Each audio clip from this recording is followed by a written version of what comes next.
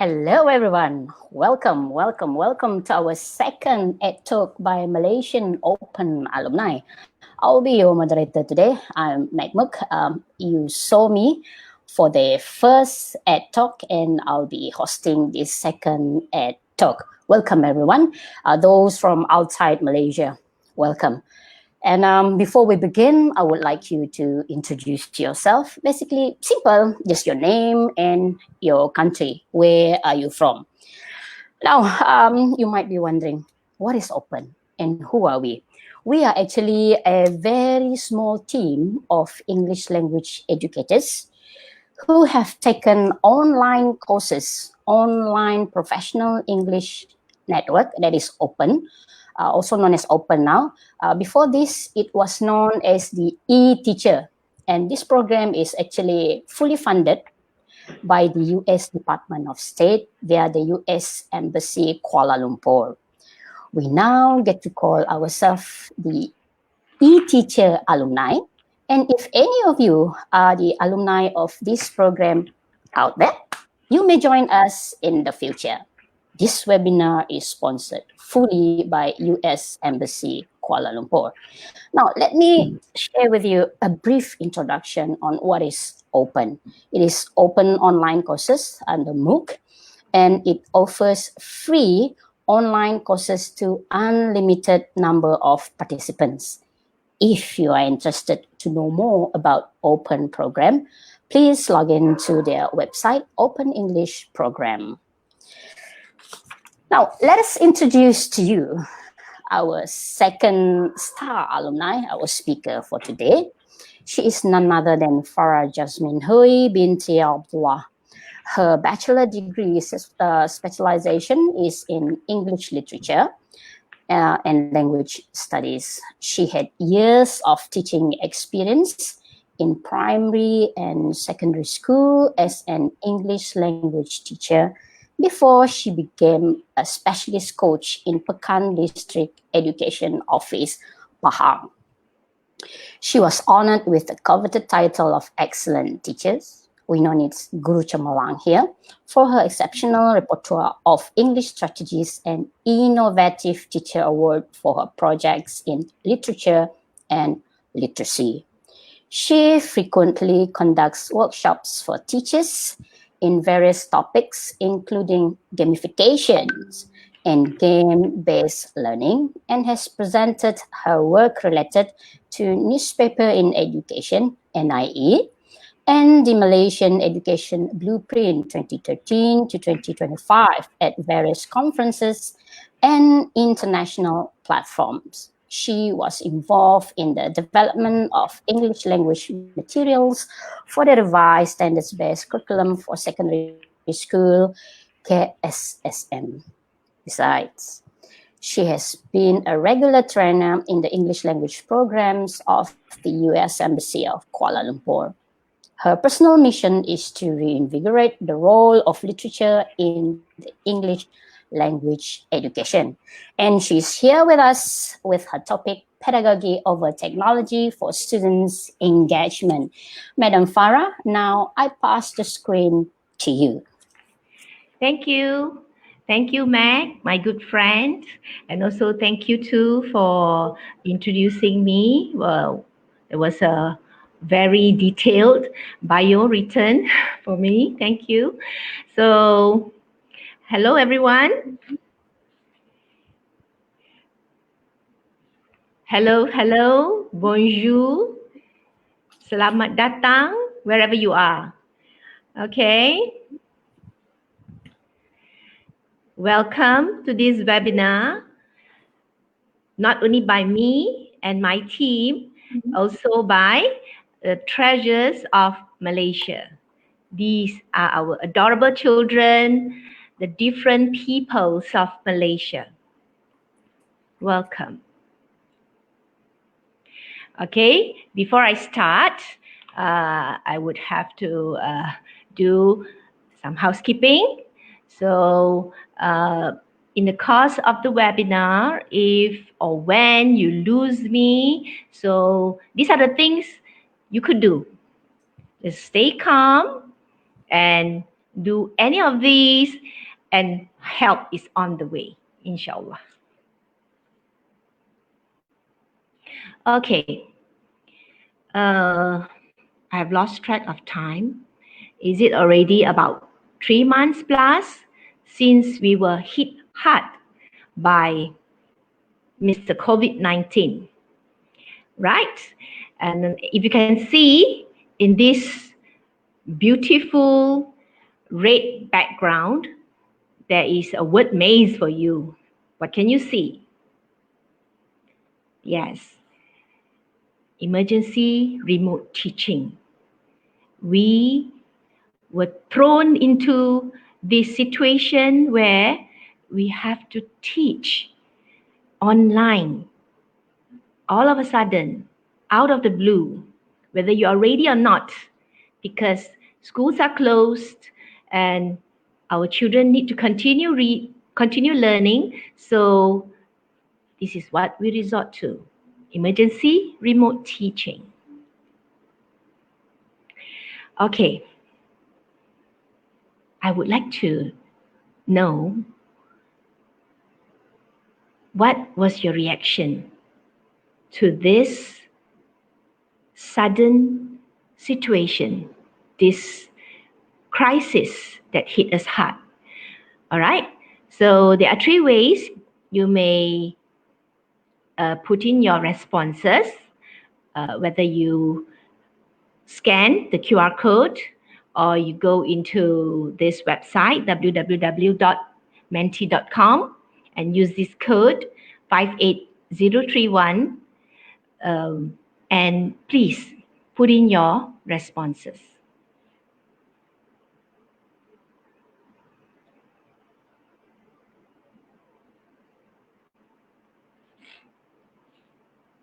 Okay, I will give you 2 minutes.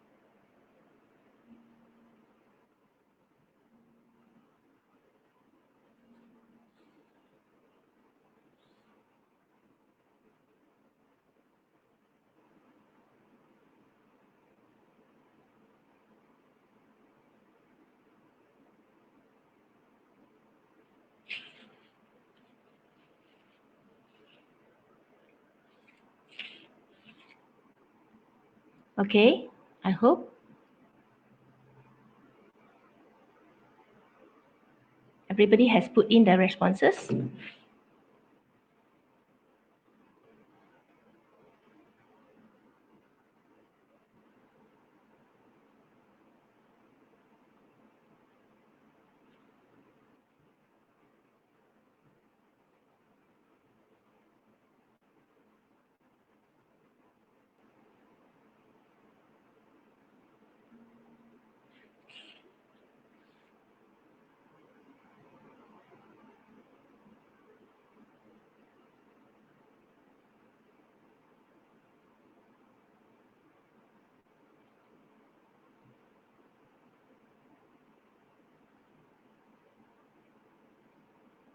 Okay, awesome. The biggest word that I can see is awesome, challenging, yes. All right, teacher, stress. Okay, and among these words, I also see confused, overwhelmed, massive, yes, very timely. Okay, upskill. Exactly. It's time for us to upskill ourselves. All right. Okay, innovation. Oh, some of you are demotivated. All right. Mixed feelings. Exactly. All right. Okay, good. So when you use Mentimeter to collect the survey result, usually those words that are used most often, those responses, the same responses given by the participants will appear in the largest writing. So we can see at the moment, challenging. It is most challenging. All right. Okay. So I will go back to my slide. Okay.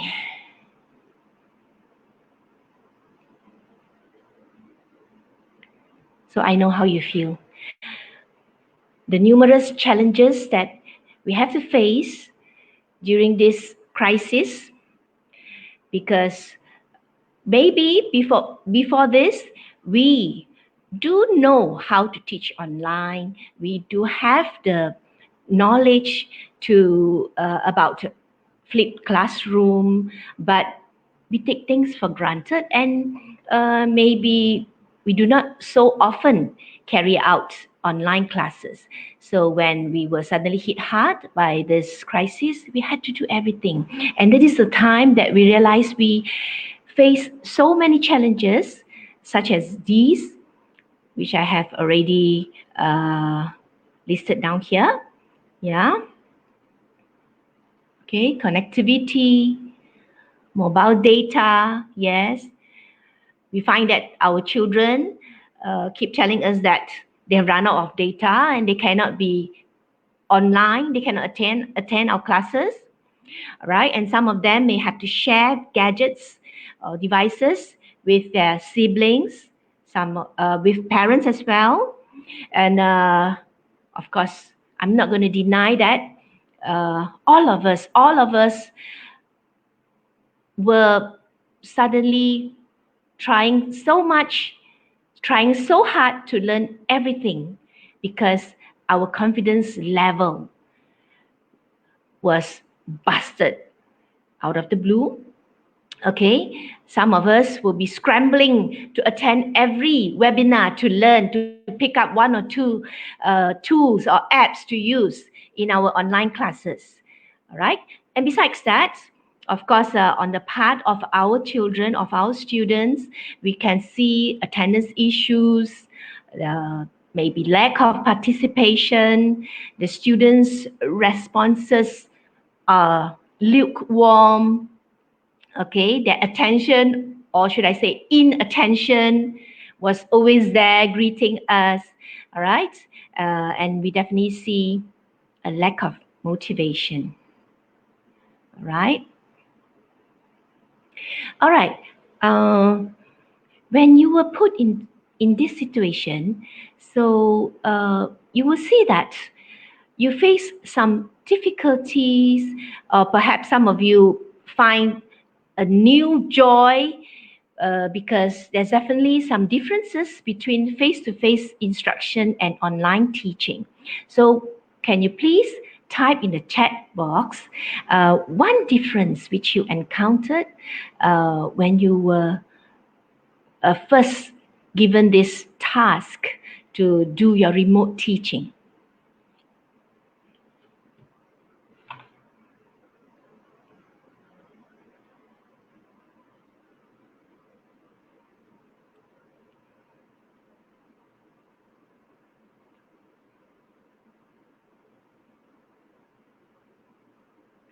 Okay,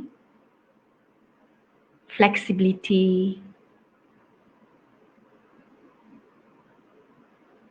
All right, I hope more of you will give your responses. Okay, don't worry. Just share with us how did you find online teaching? How different is it when compared to face-to-face instruction, something that we have been doing all our lives. Okay, interaction, everything is so new. Feedback is quite slow, unstable internet connection. All right, connectivity, yes, exactly. Okay, the digital gap, yeah. Lack of communication, yeah. I think all of us pretty much feel like how I'm feeling now. I'm talking to the screen, and having to multitask to see what is going on this other screen of mine, to look at your chats, look at your responses. We have to be suddenly so skillful, and it is not easy. Okay, in online teaching, we can't judge whether the student is getting all the topics or all the content, yes. All right. Lack of empathy and sympathy. Oh, all right. And we don't see our students' emotional responses to the learning. Okay. Thank you very much for your responses. Thank you. Okay. At least we have an idea how most of us are taking this new challenge put upon us. All right. Okay. Next. Before I go into introducing you to a few tools and maybe platforms, before sharing with you tips on how to engage our students, please do remember the key principles of instructional design for online learning. These are the two principles that we should never lose track of, and that is we are not supposed to copy directly a face-to-face classroom scenario by using online tools. All right, because they may be the same, we are still teaching the same students, but there are certain factors which make it impossible to directly copy 100% of what we do with our students, what we do in the classroom when we are able to see them face to face. All right, live session with them.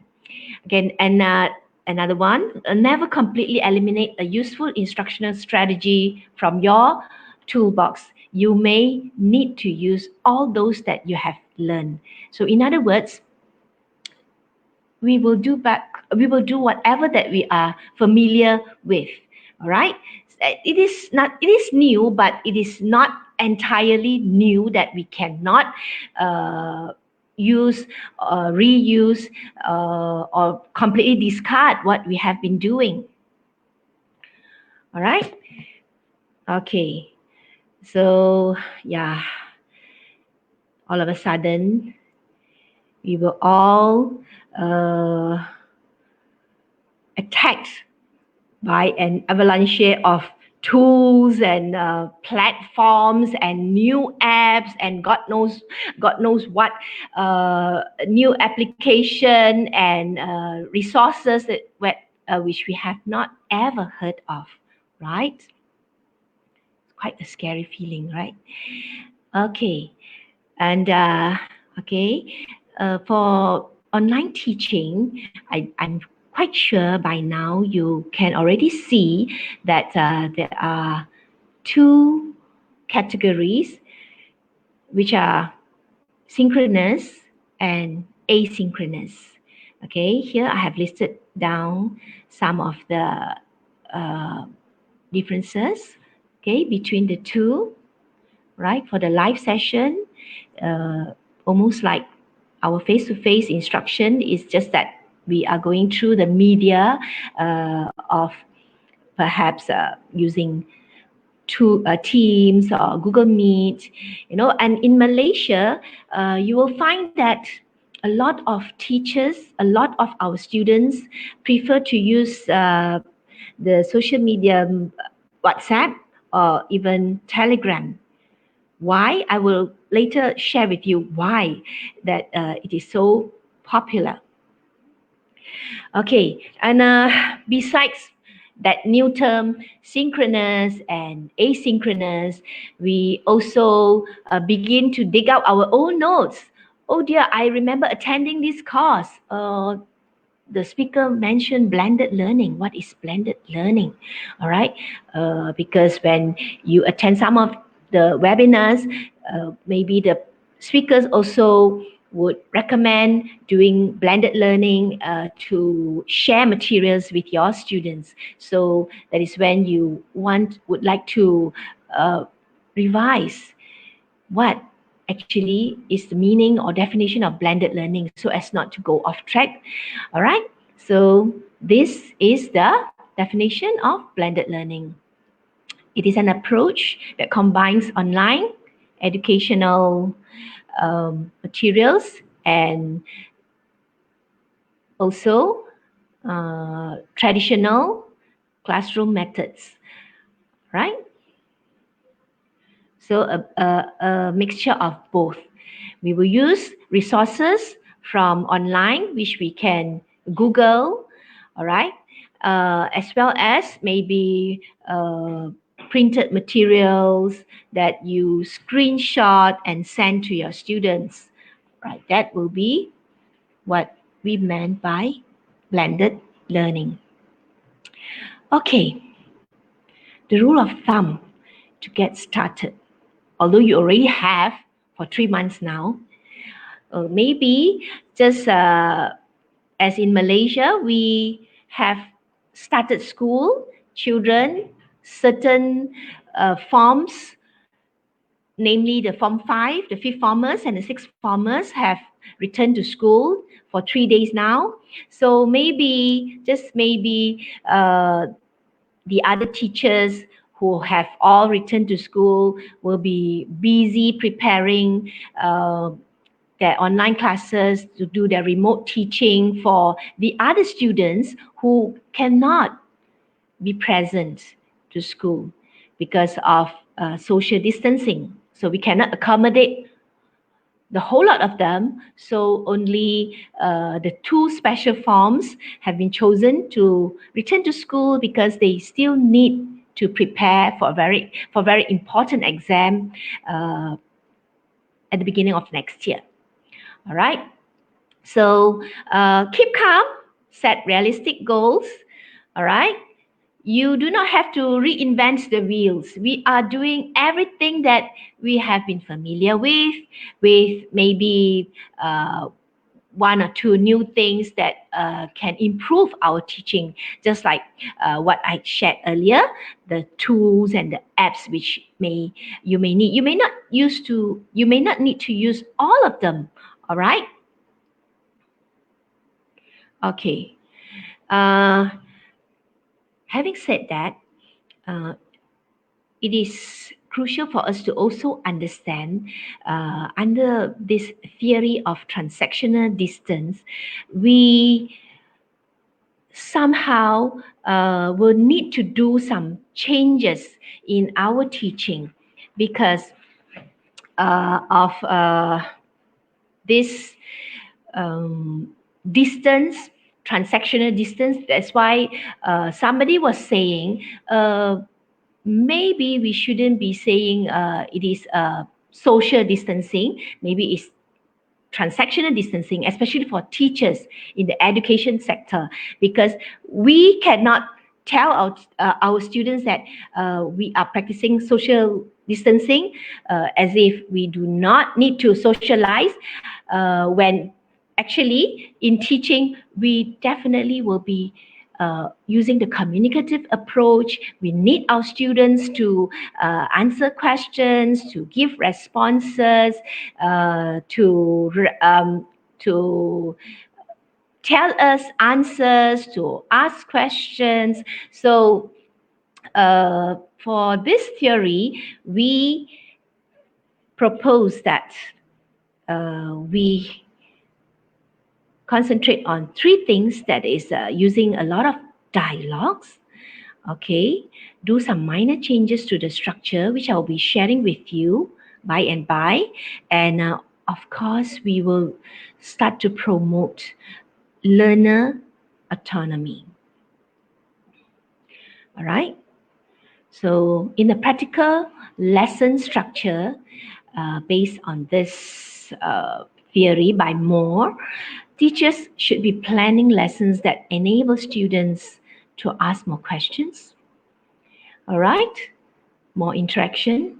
They will be engaging in discussions, and teachers will have to give feedback.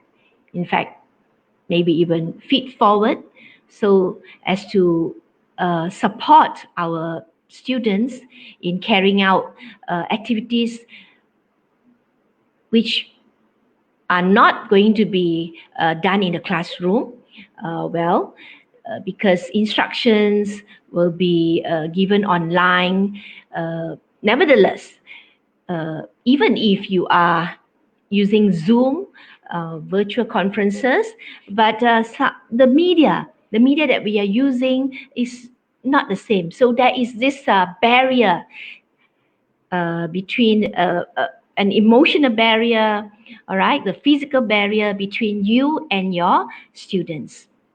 Okay, so we strongly recommend that you have to have a practical lesson structure that take into consideration all those factors affecting the emotional security of our children, having been put in this situation with unprecedented situation where nobody asked for and nobody is really ready for when we were first told or exposed to this news that there's a lockdown and everybody has to stay at home. No more school. All right. Okay. This is the lesson structure that we usually carry out when we are doing face-to-face instruction in the classroom. So it is pretty much the same. And for this, I will not be going through in detail, right?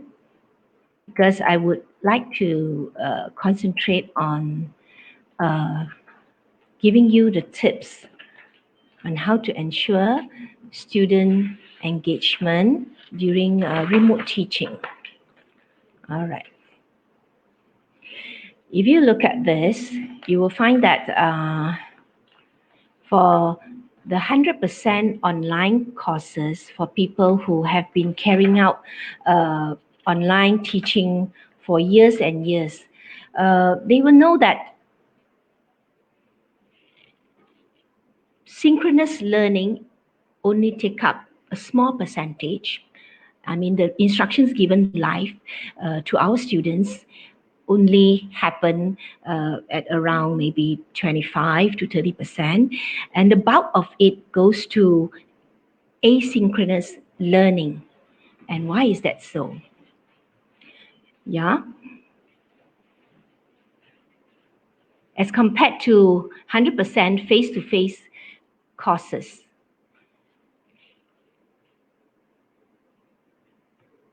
Well, obviously, because we do not see our children, we cannot gauge how they are feeling because they are behind a screen. You see, we may ask questions, how are you feeling?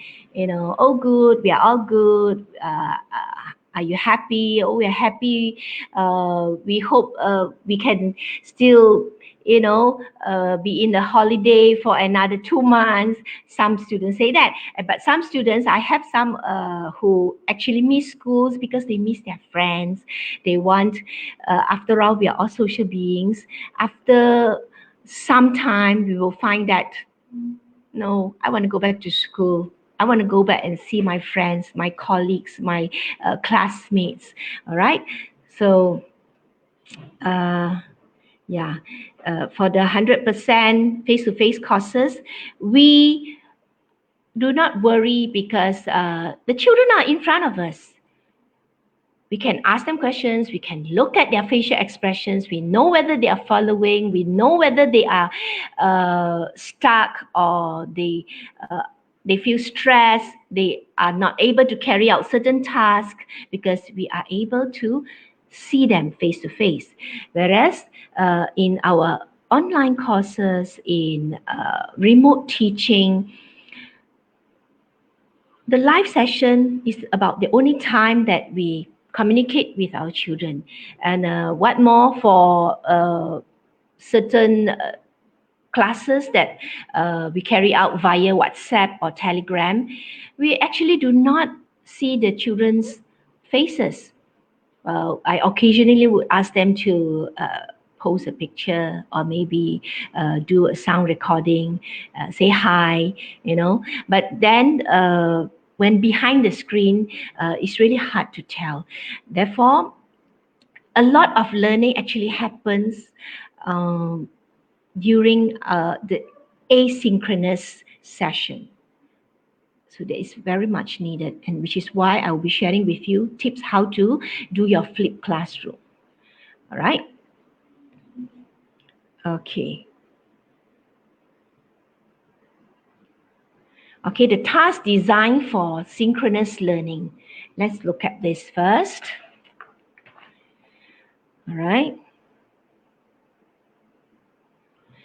Okay, when we are doing our live session, make sure we follow these tips, which pretty much are the strategies that we do when we are teaching our students in the classroom behind brick and mortar walls. That is being clear, practical, and doable. Make sure the tasks that you give to the children, besides being able to achieve our learning goals or objectives, it must be also doable. Do not be too ambitious because, in online session, we may not be able to carry out exactly like how the duration of our classes may not be 100% following our timetable, which is an hour or an hour and a half, or if those who happen to have 3 periods in a row, they might have to teach for 1.5 hours. It's not going to be practical when we are doing remote teaching because they may be feeling restless, so we have to give them a break. So make sure you do your tasks in chunks and make sure that also the activities that we carry out are enjoyable and perhaps also a little bit challenging. Teenagers, being teenagers, if you give them tasks that are too easy, they will find that it is boring. Okay, so as a teacher, I'm sure all of you are very knowledgeable in this. For our children, for them to have to prolong their attention span, we must have engaging and motivating activities, all right, which at the same time promote the 4 C's and 1 V. Okay, for teachers outside of Malaysia, you may be wondering what is 1 V. Okay, we have often been exposed to 4 C's, right? We know the 4 C's being communicative, collaborative, we also incorporate critical thinking. We promote creativity through our activities. What is the extra 1 V that we have in the Malaysian education context? Well, this 1 V actually refers to values. It is very important that we mustn't forget to also be mindful of this. we need to teach our children values about life. So when we plan any lessons, carry out any activities, make sure that this important aspect is not overlooked. All right. Okay, for asynchronous learning, we will be using a lot of flipped classroom, of course. Okay, interestingly, in our country, in Malaysia, as you can see in my table, besides Google Classroom, that's the popular choice, I think, worldwide, using Google Classroom, Edmodo, or Moodle to carry out your flipped classroom instructions. In Malaysia, we can carry out both synchronous and asynchronous learning via WhatsApp and Telegram. Because there is a need for that, our children do not have the connectivity to do a lot of videos or to go on YouTube. So we would be downloading all the videos or pictures or screenshots. We will put it in our WhatsApp or Telegram. Okay. All right. I love flipping my classes, and when I interview my students, they too say the same thing. Why? Because they feel that there's a lot of learner autonomy when we flip the classroom. This is because they have their own time. They can do the tasks and activities or any assignments given to them by the teachers at their own convenience. So when we flip our classrooms, we are actually going to prepare them for the next lesson, right? Or maybe it is a continuation of what we have taught during the synchronous session, and we assign some extra tasks as homework for our children. And the students love this because they feel that when they go through all the work, content, which has been given by their teachers, they are more ready. They are more ready to participate in the following class. Okay, for the flipped learning design, you will see that I have put here under 3 steps. Okay, that is first being self-study, doing assignments, followed by the in-class activities, and last but not least, getting feedback to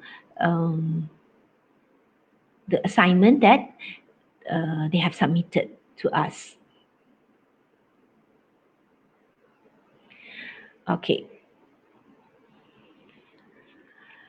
What do you think, teachers? After you carry out your remote teaching for more than 3 months now, is this a universal problem that you face? Look at how some of the children here are pouting. There's this cute guy hiding behind a pillar. All right. Yeah. Sometimes when we carry out our classes, we find that we may be talking to ourselves because there is complete silence, and we do not know whether our children are following. Are they engaged in the lesson? All right. we get worried. Okay, it's a very peculiar feeling when we are carrying out a class, and especially when we are not able to do virtual conferencing, so we cannot see their expressions. And sometimes even some of my friends complain that when they are doing their online classes, the students actually replace with their avatar so as not to show their face. Maybe they're being too shy. All right, so that is why, as I said earlier, in a situation where we are teaching remotely, this is one of the challenges. All right, we are not able to see the immediate reaction of our children. Okay, so why? But before that, maybe I would like to ask, can you type in your live chat, among all the 4 skills as English teachers, among all the 4 skills that we teach to our children, which one do you find most difficult? Where even before the pandemic crisis, we find that, when I teach this skill, I just don't get the satisfaction. I more often than not do not achieve the learning objectives that I have set out. And what is that? Okay, I'm looking at the live chat. Writing skills, okay.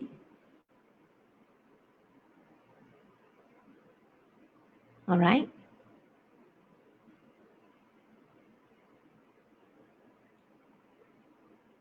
Oh, a lot of you say it's the writing skill. Comprehension. Okay. All right, reading too. Oh, listening and speaking. Critical thinking. Okay, voila. Interesting. In the context of our Malaysian students, because I am a specialist coach, and my job is to visit schools and do coaching mentoring, helping teachers to improve their methodology, perhaps also share with them resources, useful resources, which they are able to use in the classroom. And one of the biggest challenges that teachers tell me they face is having the kids to interact, having the kids to open their mouths to speak. You see? Yeah, okay, some of you say writing, speaking, okay? Yeah, speaking. Yes. So, hence, I have prepared this. I've listed out the challenges, and also side by side providing some solutions on how to address the problem of teaching speaking. How are we going to make our children speak? Why are they not engaged? How come we feel that we are speaking alone in a speaking class? Yes, when we are doing remote teaching, we can still teach speaking. We can still make our children interact with us, but they are not speaking onto the screen. They're very reluctant. Okay, if you ask them to submit a Flipgrid video, well, maybe not all of them will be doing it. And if they do, I have some very funny Flipgrid videos whereby the children cover their entire face with all the stickers. Why? Why is that? You find that maybe speaking for them is a skill that make them feel uncomfortable with, you know. They do not know how they will sound. Are their ideas good enough? All right. So, so as you can see here, I have put them into 4 categories, and that is lack of vocabulary. Okay, for this, we are going to provide some language tools. That means we can do this asynchronously. In fact, if we have an activity and we are doing the live session, we may put in a chat box, or we may immediately refer them to the Google Classroom or to a Google site whereby they can look at more support, more materials, sharing with them language tools, and all the content and notes, extra notes that they might need in order for them to participate in the speaking activity. All right, lack of background knowledge. How do we address that? We will provide content through assigned tasks. Okay. Yeah. As I say, insecurity about speaking. A lot of our students face this. In fact, during this pandemic crisis, a lot of teachers suddenly freak out because they feel that, oh, how am I going to speak online into the mic, sharing my screen, showing my face live, and talking. They somehow feel insecure. Even teachers feel so. So what more our children? Okay, so therefore, to address this challenge or difficulty, this is what I recommend. You have to provide some visual scaffolds before that, during your flipped classroom. Okay, and if it is a live session where you are able to give assurance to them, please make sure that you are creating a safe and encouraging and classroom environment, so as to let our children feel more confident. They are not making a fool of themselves because they are more ready. Okay. And lastly, this is also one of the factors or one of the challenges that we face when we want our children to speak. How much do I speak? What do I speak on? Okay, they do not know the expectations. Can I interrupt? When do I interrupt? You know, things like that. So we can inform, or we can share with them our expectations. Okay, for solution 1, all right. The solution that I recommend to you is perhaps to give more input in terms of language forms. Language forms can be dealing with a lot to do with vocabulary and grammar. For example, here I have found online a very attractive worksheet teaching about adjectives. All right. And before we end our webinar today, I will also put down links to many useful resources which you may explore after this, and decide whether you can use some of them, most of them, all of them for your own online classes. All right.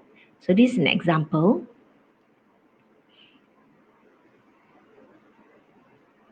All right. For language functions, it is important to tell our children, all right, in this speaking situation, you have to do this. Tell them the situation, Okay, for example, you are stuck at home uh, because of the pandemic, and you are not able to see your friends for many months. So how how are you going to tell them about what you're doing at home every day? How are you going to share with them your life now and before, you know? So these are the functions that we can inform our children. We can tell them and have put them under different categories. That is under beginner, intermediate, and advanced. Oh dear, you can see there's this unrecognizable word. Actually, that's debate and not ebate. All right. So you, as a teacher, must be more sensitive if you are teaching a class whereby their proficiency is not that high.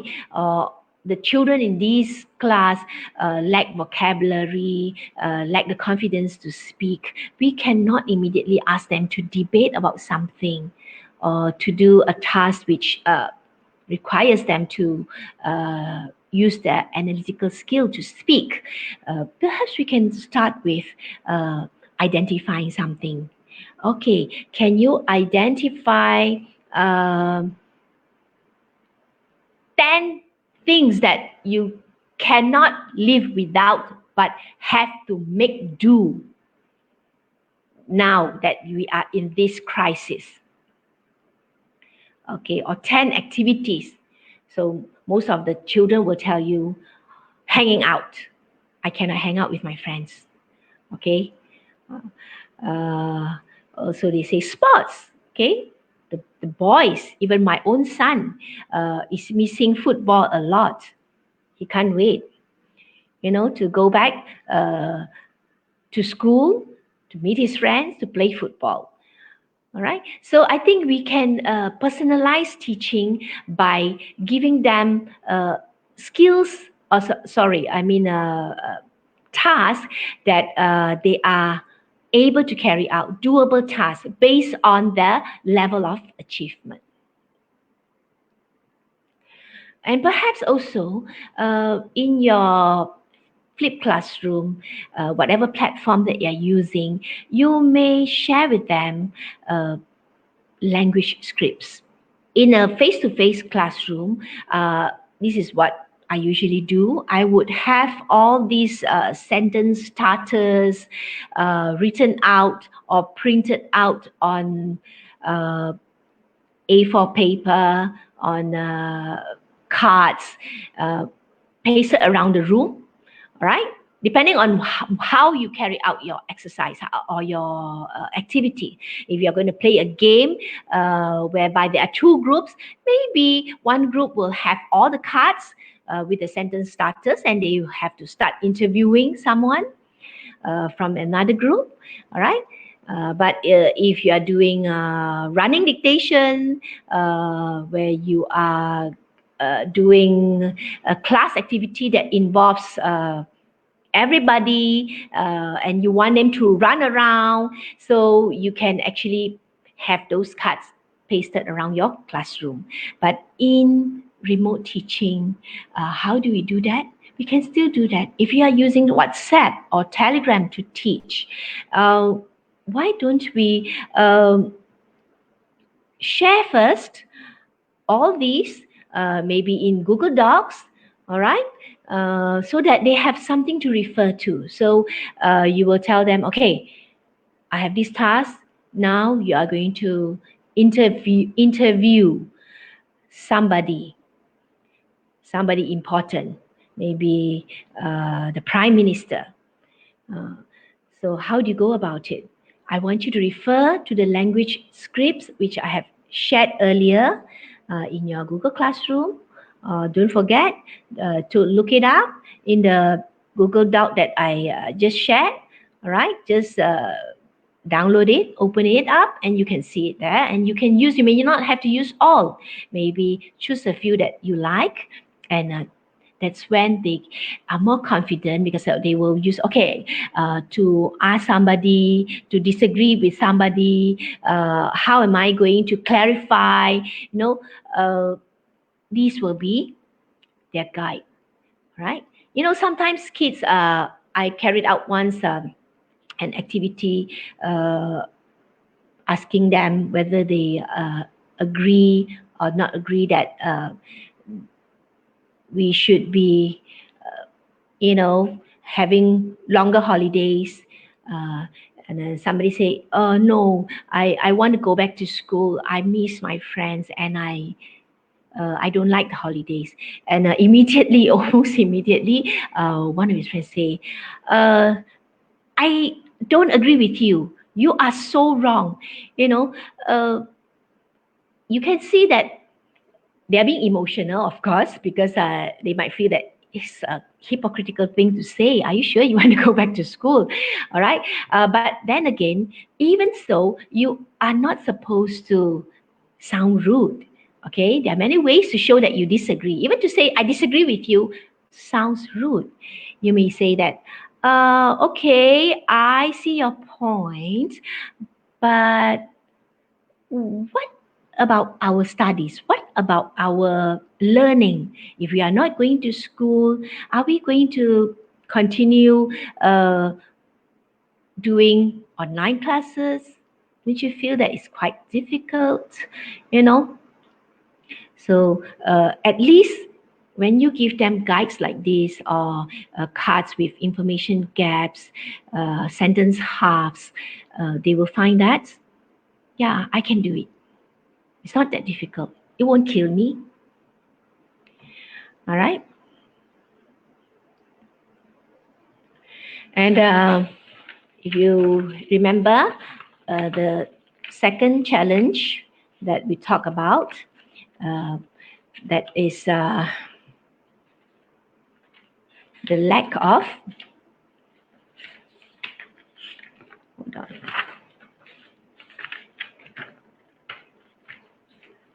engagement. One of the challenges under engagement problem, if you still remember. All right. When we give them task, they are not able to carry it out because they feel that they do not know what to do. All right. So how do we address this? They lack the background knowledge to carry out a task. How am I going to make them talk, speak about it, interact with their friends, So we will have to assign tasks to them, all right? Through this, we explain to them, all right? We model. We also will have to acknowledge, however small the achievement is. If they're already trying to use very simple structures to participate in a speaking activity, in a situation which you have given to them earlier, please acknowledge the achievement. All right? Follow this. Explain first, then model. Okay, if you were to ask me how I'm going to agree with someone or not agree with someone, this is how I'm going to do it. All right? You have to model first.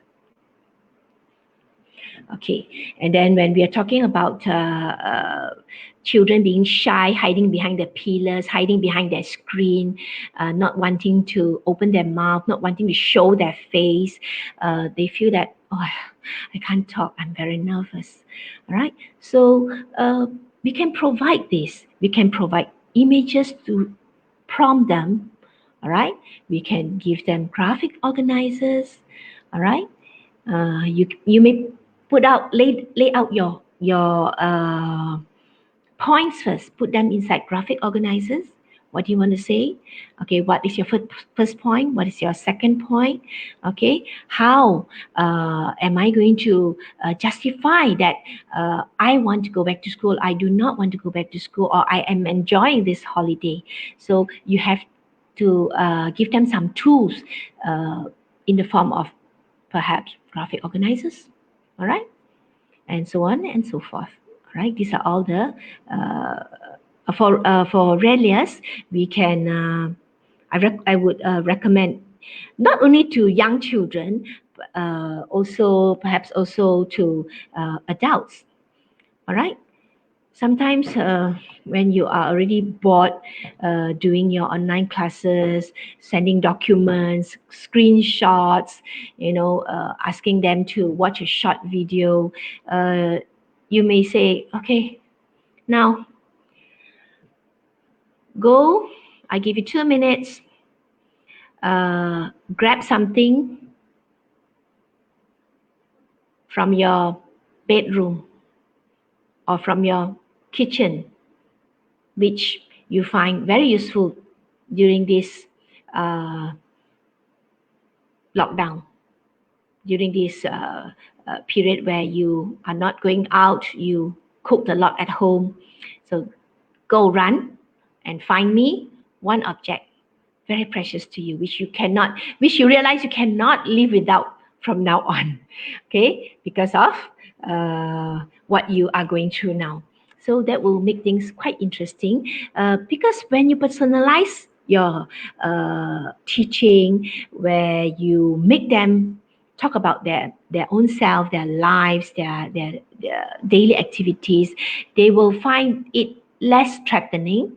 And with the visual scaffold, with the help of the object in their hands, which has a meaning to them, they find that it's easy to talk. Just like the show and tell activity that we often carry out in a face-to-face classroom. Okay, and for this as well, giving them a sense of security, assurance is okay. Okay, it's a trying time. All right, you can do it.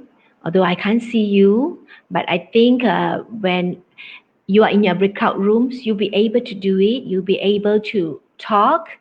Okay, because I'm not going to be judgmental. You're going to give them a safe and positive environment to carry out your lesson. This applies both in synchronous and asynchronous learning. If you are having, let's say, a grammar lesson, and everybody post their answer in the chat room, and then suddenly you notice this one mistake. So do not immediately jump on the person who has made that mistake. Instead, you can provide your feedback in a very safe manner. Your feedback, your error correction is not punitive. It's supporting him, and your children will know. They can feel. If you look at this comic here, there is this mother. All right, this is the dinner table. So, and the little toddler there said, "I put the plates on the table." And of course, this mom says, "You mean I put the plates on the table?" "No, I put them on all. I put them on all by myself," said the little boy. All right. So you can see here, he did not get the point that the mom had wanted to tell him. That is a past tense. He doesn't understand that, right? So that's why he immediately became so defensive and say, "Oh, no, not you put the plates. I did it. I put them on all by myself." All right. And look at this. This is an adult learner, as you can see. "Teacher, am I more worse?" Hold on. Okay. Am I more worse? Student in class. It sounded very, very ungrammatical, right? No, then you say, no, not you are more worse. You are the worst.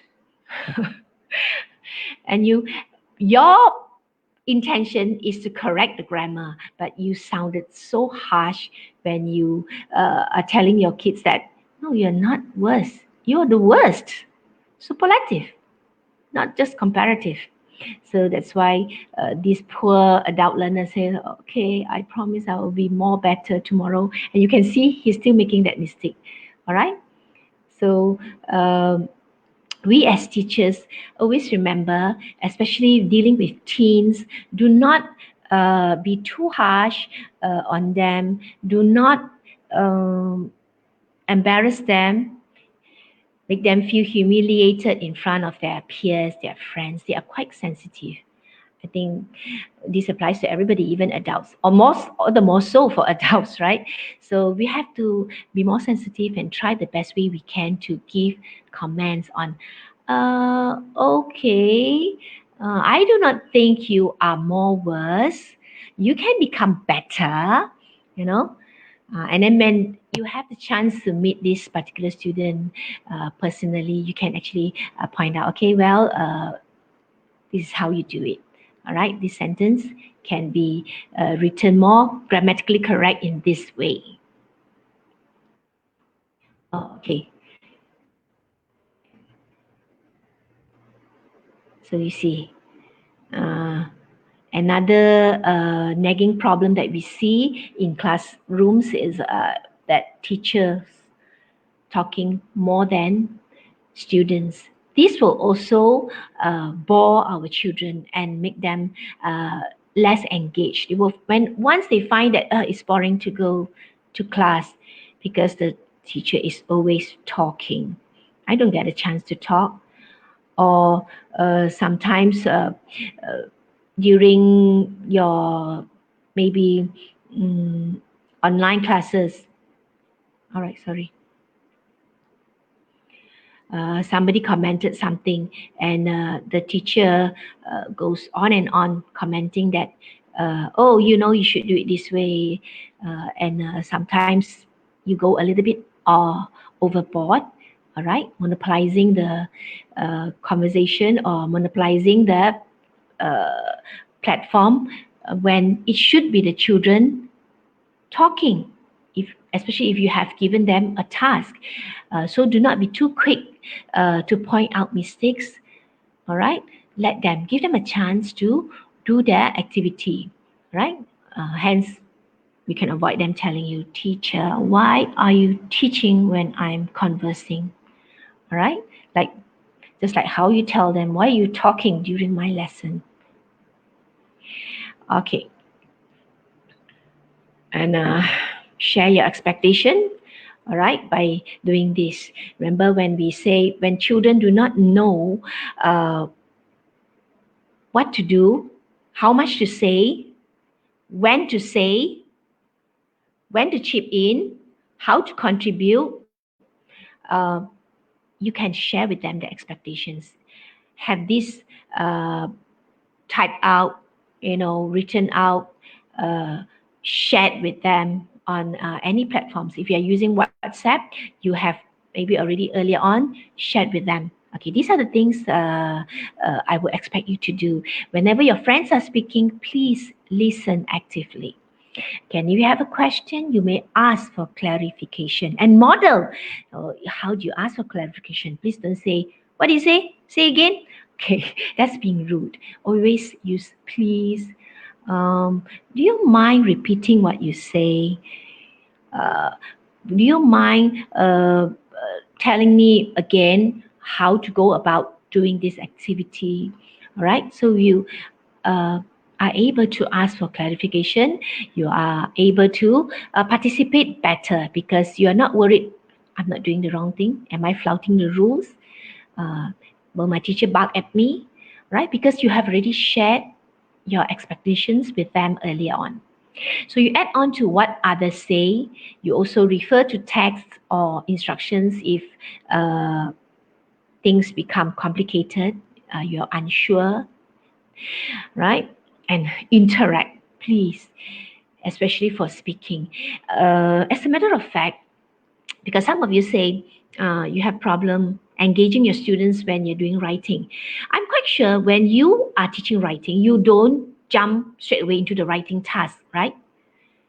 You will surely be having a pre-writing activity where you want them to share ideas, you want them to generate some ideas on what to write.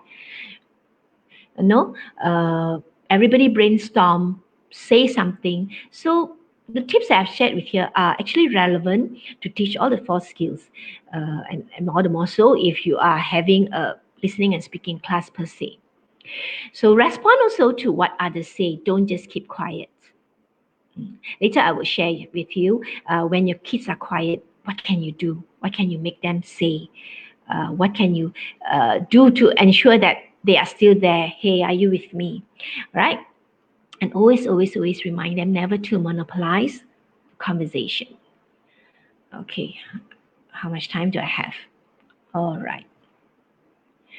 Okay, I have an activity here which I want you to take part in. So, in 5 minutes, can you please type into the Padlet using this link below? Okay, and I'm sure my friends has helped me to put the link down into the chat so that you can click it. You can click it straight away and get into the Padlets.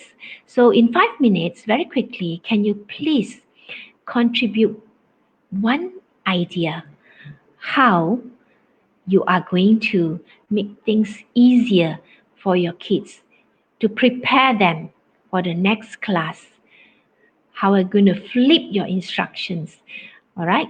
You can choose any one of the skills, uh, whether it is listening, reading, speaking, writing, or even to teach vocabulary and grammar. Okay. You have 5 minutes. And after this,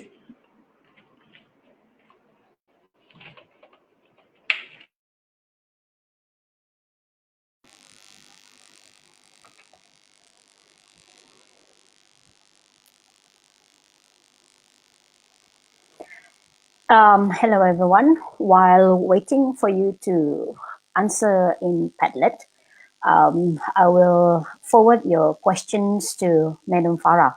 We have few questions. Yeah, we have few questions, but seems like based on my screen, Madam Farah seems to be out of view for a while. Never mind. Let us wait for her for a while.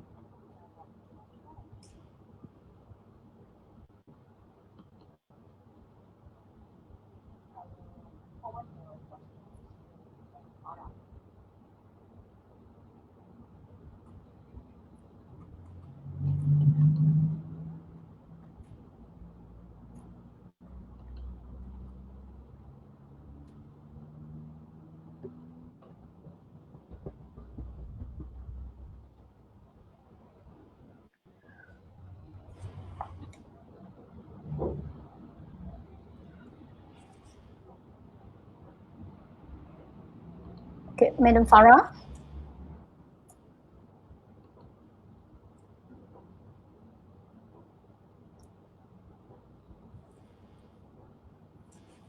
Okay, Madam Farah, there are a few questions for you here. The first question is that there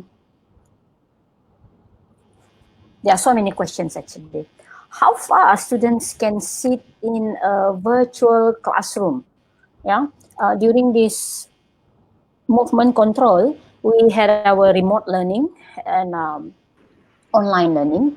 And some questions they ask how far can students sit in a virtual classroom? How long can they focus while listening or watching the virtual classroom? That's the first question, Madam Farah. The question is, let me repeat the question. Hi, Madam Farah, welcome back. Hi. Yeah. It's embarrassing. Yeah, it's okay. You lost Yeah. me for a while. Yeah, it's okay. So the question, how far can students sit in a virtual classroom? Yeah, that's the question that some of our participants ask. How far, or I think how long can they sit in a virtual classroom and pay attention during this virtual classroom? Even as adult, we can't focus so long. What about children or teenagers? What's your response on that? Okay. I think it will depend on your students. Well, I cannot say for sure what is the recommended duration for you to have your online classes. Because if you have students whose attention span is longer, usually the students who are more interested or more engaged, they can stay for an hour or more because they are following your lesson, they enjoy it, they want more. But if you have to be more sensitive, you have to see how they are feeling. That's why in my online classes where I use WhatsApp, I will always ask them. I will engage them. If I feel that they are a bit restless, I will maybe do an energizer. Okay, everybody get up, stretch yourself a little. All right, go grab a cup. So I wouldn't say that there is any recommended time how long you want to carry out your lesson. Yeah, that's true. Yeah, I agree with you. Another question is about assessment. What about our assessment to the learners? Are we going to revisit it or realign to our new system? This question is from Philippines. Yeah, asking about the assessment. How can we assess our learners during this online learning? Oh, okay. How do we assess them? I think when we are carrying out our activity, actually, how do we set up our lesson? How do we plan our lesson? How do we go about, planning what activities to use? Actually, whenever we plan our lesson, we are actually trying to find the most suitable activity that can help us uh, assess learning. So it's through the activity that we are going to gauge whether our children have learned or they have difficulty, they have mastered it, or they are halfway there. So assessment is ongoing, formative assessment. All right. So even in remote teaching, you can still do your assessment. I'm not sure if this participant is referring to summative assessment. I think for summative assessment, it is take some honesty on the part of our kids, to really answer without cheating, all right, and submit their test within a specific time that you have instructed them to.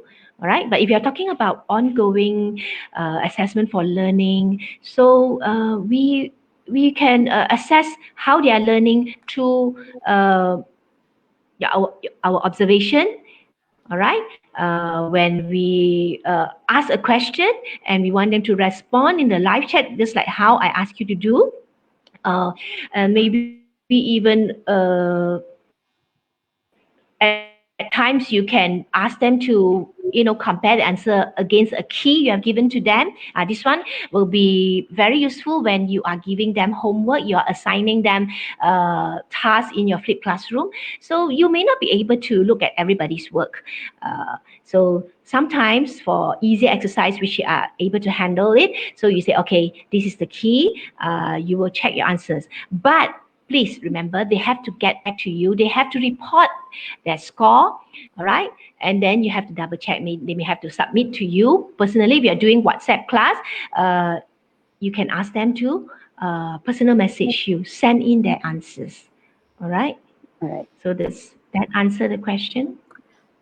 Yeah, I would like to add on, in our Google Classroom, we could actually monitor our students' progress if they submit their task. And Yeah, as exactly. yes, and as you are using now, you are using Padlet, and from that particular activities that they are involved in through Padlet, we could actually monitor their progress as well, and that is considered as one of the assessment as well. Exactly. If you notice, whatever that I have been doing for the past more than 1 hour or so, I am actually trying to engage the participants through different activities. For a start, I asked you to describe your reaction to the remote teaching situation, using Mentimeter. So I'm engaging you. And that's where I can assess how much you know, how do they feel, what is their reaction. And then next you have been typing in the live chat, and that's also how I can see what is going on, what is going through their minds. Are they following me or are they not? Or I can see some of them not responding. Of course, now in this live webinar, I do not know all of you, but in your group, in your smaller group, in your class, you know your students and you know who is not responding. All right. And exactly, thanks, Mac. For the Google Classroom, we can prepare our rubrics in the assignment, the classwork, so that our children can check their answers and get the feedback. All right. You have put Yeah, it down earlier. yeah. Okay. Yeah, So, and on according to one of the participant, he or she added on that online lessons. He suggested that should not be packed with too much information. It should be focused to engage students' interest, and this is one of the way we get students to get involved and participate in the lesson, right? yeah, Next question, exactly. Madam Farah. While waiting for the 5 minutes of Padlet, I think it's this, up. I can see a lot already here okay. on my So screen. we have a question here. Yes. Do we still have problem on ICT literacy? Do we still have problem on ICT literacy? In some countries, You they mean might not have it, among learners, among among educators, learners? because Okay. this particular participant did not state for sure. Okay. Whether Yeah. okay, Mhm. if you okay, this is my take on this. If you ask me, our children, our students, most of them, they are digital natives. So sometimes they know more than us. And we do not have to be embarrassed if we sometimes need to learn from our own students. Personally, I myself, I learn from my sons. If I'm stuck somewhere, I say, "Hey, boy, come here. Can you teach me how to use this?" And it is like they are taking all these digital tools like fish to water. No problem for them. But if the participant actually meant the digital competencies of teachers, so this is what I think. If a teacher finds himself or herself still lacking in this skill, I do not know. I do not have the statistics. actually how many among the educators that are still quite illiterate in this in technology, educational technology. But I would say it's the attitude, whether you find it necessary. Say, for example, in this crisis, you are suddenly thrown into this remote teaching situation, and you have to start teaching whether or not you know it or not. So you just have to learn on the go, you know. So if you are keen about it and you are enthusiastic about still continuing to teach your children to ensure that the accessibility is there for them, you will learn. You will, because there is a warehouse of resources out there, YouTube, and in Malaysia, I can tell you, starting from March, right on the first day or even a week before the movement control order, we have many groups, teachers, consisting of teachers who are very adept at technology. They are sharing through talks, to workshops, online workshops, webinars, and I myself have got, I think, almost 100 certificates, all right, attending these webinars, because I find it necessary. I need to learn. Okay, I'm not going to pretend that I know everything. I also started to learn more during this particular trying times, where if you do not learn, how are you going to help the teachers? They may be referring to you. Hey, Madam Farah, I do not know how to get online. Do I start with signing up for a Gmail? You know? So I should say that maybe we do not have the data, but digital literacy shouldn't happen in this era where everything is at your fingertips. You have no excuse not to know unless you don't want to know. Okay. All right? Right. Remember that. Okay. Yeah, it's all about self-attitude. We have many questions, Madam Farah, but seems like we have 3 minutes to go. With that, participants, your questions will be answered later, as Madam Farah, she has few more slides to go. If you want your e-cert and your feedback, you need to stay tuned, because she still have few more slides to go. So we will pass back to Madam Farah and Yeah, okay, thank you, Mac. Yeah. All right. So okay. So as you can see here, I already have the artistic Padlet full of ideas. A lot of you having shared with me your, ideas on how to teach, listening, speaking, reading, writing. And I hope you will keep those ideas coming in, because we are going to keep this Padlet open, because after this, we will share the link with everybody, and you can come back to this later after the webinar. And these will be very useful resources for some of you. Take the effort to type out very detailed teaching steps, on how you can make full use of your asynchronous learning or platform for you to engage your students further. All right. So maybe I will go back to my slide just to show you a few more slides of mine. Okay. So you will see any one of you who is interested to get the slide, you can email me, right? We'll put down the email for you. You can personally ask for them. All right, I have here some very useful links, and I strongly recommend you to read this book, How to Be a Human Teacher. This is good. We want to support our children. We want to help them hold their hands, make them feel less frightened. How am I going to use English? How I'm going to speak? How I'm going to do a writing exercise? How I'm going to contribute to this discussion? All right. So this book is very, very useful. I hope you will download it and make full use of it. Be happy to share.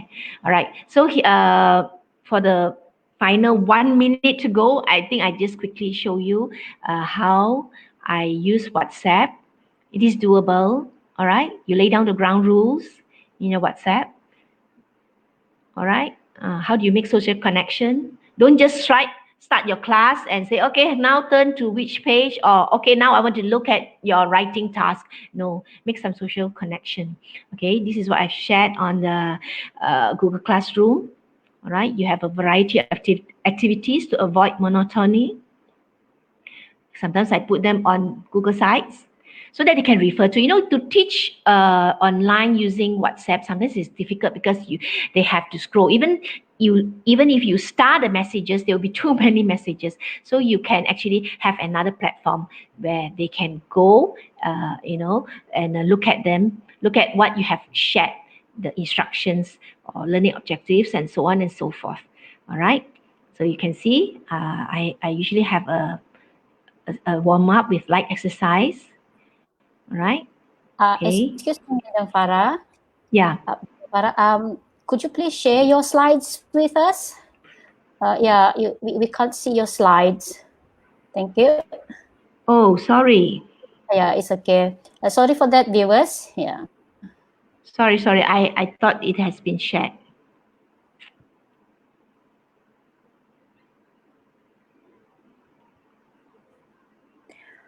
So while waiting for Madam Farah to add her slides, let me remind you, all viewers and participants, at the end of these sessions, you will get a barcode that you can scan in order for you to get your e-cert soft reminder.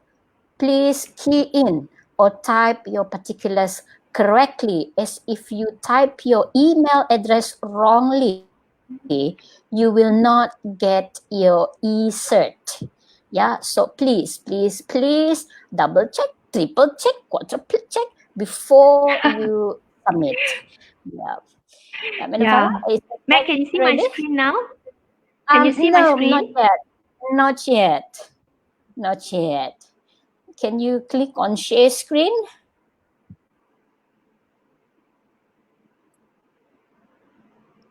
And to those participants who posted questions, all right, there you go. Your artistic Padlet is on the screen now. Yeah, I'll continue later. Okay. Look at this, Mac. This is God sent. Yes, So we have many 5 of minutes. our participants.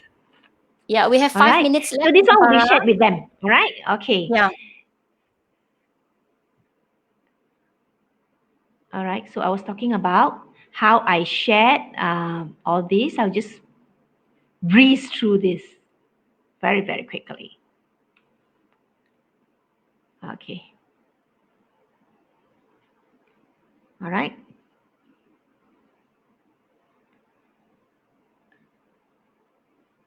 Okay, it is doable. You can carry out a lesson using the WhatsApp platform. And this is what I say by giving feedback, corrective feedback, how not to let them feel threatened, all right? Put it in a nice way, give encouraging comments. Okay, this is how I check their presence. This is presence alert time, post a full emoji in less than 10 seconds. Okay, give me an alphabet, right? Tell me who is the prime minister of so-and-so country, all right? All right, sometimes I will have fillers and energizers, to revive their energy. Okay, as you can see here, I have different kinds of platform, screenshots, okay, Google site, Google form, Google Doc to share. All right, and usually before I close a lesson, they are very excited to see their products. So I will share also with what they. This is them sharing their images. Okay, this is a lesson on idioms. All right, so you see some of them even submit their answers to me. They PM me. They at the beginning of our MCO, actually they wrote a letter to the frontliners. Very sweet, very very nice. You see, they have the effort to even draw pictures on it. Okay, and then here you see we have a Padlet. This is how this can answer the question of one of the participants asking how we're going to evaluate, how we're going to assess their learning. This is how. What do they write? Okay, how much do they write? Do they know? Can they understand the lesson well? All right. And I also like to start. This is how I model. If you can see in group 5, this column, before they start to post, stories about themselves, I post it. I post something about myself first, just to encourage them. Okay. So I think that'll be all. Okay. I know you can't wait for this. For the Malaysian teachers, you will get your credit hours for professional development. Okay, this is for the Malaysian teachers. Okay, I think the backstage crew has helped me to also post the link in the live chat so you can get that. But if you have a phone with you now, just scan this QR code. And for the rest of the participants, here you are. To get your e-cert, please fill up the survey form. All right, answer a few simple questions for us to improvise, for us to give better webinars in future. Help us. Tell us what you need. Tell us what you want. Tell us what you want to know more. So please fill up this survey form, and you will be getting an e-certificate sent straight into your inbox. Okay. So with that, I think I will end my talk here today. Thank you very much. Thank you, Madam Farah. Such a wonderful insight on the pedagogical of the technology. And for Malaysian teachers, remember to scan the SPLG. Once you scan, it might be congested, so you need to be patient. And as for the other participants, for the e-certificate, let me remind you to type your email address correctly to enable you to get your e-cert. Yeah, please remember that. And those who want the slides presentation, you can leave your email address in the survey form. I guess that's all from us, the Open Alumni, e-teacher of the US Embassy. Again, I would like to thank you all for sharing with us, for staying with us for 1.5 hours. We hope that you join us for the next Ed Talk. Thank you. Thank you, Madam Farah. You're welcome. Thanks to Meg. Yep. Thank you. My pleasure.